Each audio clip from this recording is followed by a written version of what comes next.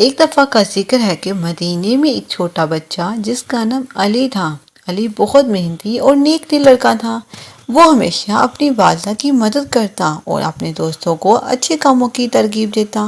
ایک دن علی کی والدہ نے اسے ایک سکہ دیا اور کہا، بیٹے یہ سکہ صدقہ دینے کے لیے ہے، جاؤ اور اسے کسی ضرورت مند کو دے دو۔ علی نے کہا، اماں یہ سکہ کہاں دوں؟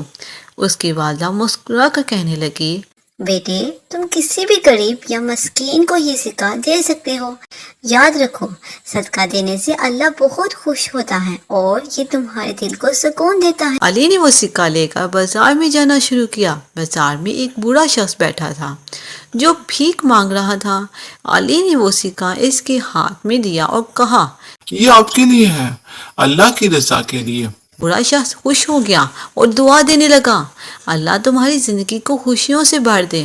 جب علی گھر واپس آیا تو اس کی والدہ نے پوچھا، بیٹے کیا تم نے صدقہ دے دیا؟ علی نے کہا، جی ہاں میں نے صدقہ دے دیا، اور وہ بوڑھا شخص بہت خوش ہوا۔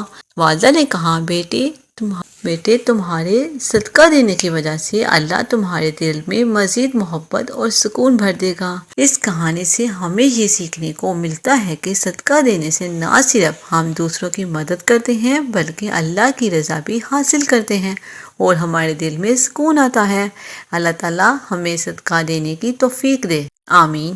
Thanks for watching. Please like, share and subscribe my channel.